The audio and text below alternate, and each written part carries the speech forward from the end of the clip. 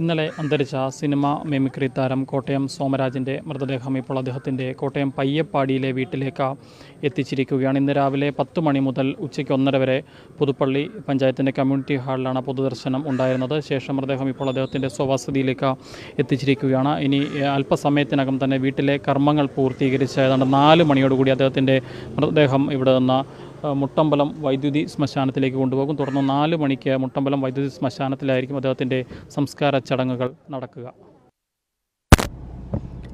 62 വയസ്സുകാരനായ കോട്ടയം സോമരാജിൻ്റെ മരണം ഇന്നലെ വൈകുന്നേരം 4 മണിയോടുകൂടിയാണ് സംഭവിക്കുന്നത്. ഉദര സംബന്ധമായ അസുഖത്തെ തുടർന്ന് ഏറെ നാളായി അദ്ദേഹം കോട്ടയം മെഡിക്കൽ കോളേജ് ആശുപത്രിയിൽ ചികിത്സയിലായിരുന്നു.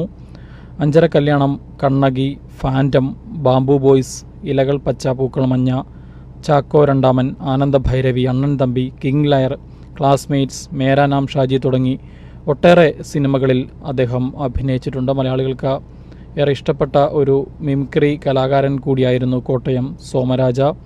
സിനിമാ താരങ്ങളുടെ ശബ്ദം ചേർത്തുള്ള പുതുക്കോട്ടയിലെ ആട് മണവാളൻ എന്ന ഹാസ്യ കഥാപ്രസംഗം ഏറെ ശ്രദ്ധിക്കപ്പെട്ടിട്ടുണ്ട്. വിവിധ മിമിക്രി ട്രൂപ്പുകളിലും അദ്ദേഹം സജീവ സാന്നിധ്യമായിരുന്നു. ഒപ്പം നിരവധി റിയാലിറ്റി ഷോകളിലും കോട്ടയം സോമരാജ തിളങ്ങിയിട്ടുണ്ട്. ദേ മാവേലിക്കൊമ്പത്ത്, ഓണത്തിനിടയ്ക്ക് പൂട്ടുകച്ചവടം തുടങ്ങിയ കോമഡി ആൽബങ്ങൾക്ക് സ്ക്രിപ്റ്റ് തയ്യാറാക്കിയിട്ടുണ്ട്. അങ്ങനെ ഈ മേഖലയിൽ വളരെ സജീവമായി നിൽക്കുമ്പോഴാണ് ഇന്നലെ വൈകുന്നേരം 4 മണിയോടുകൂടി അദ്ദേഹത്തിൻ്റെ മരണം സംഭവിക്കുന്നത്.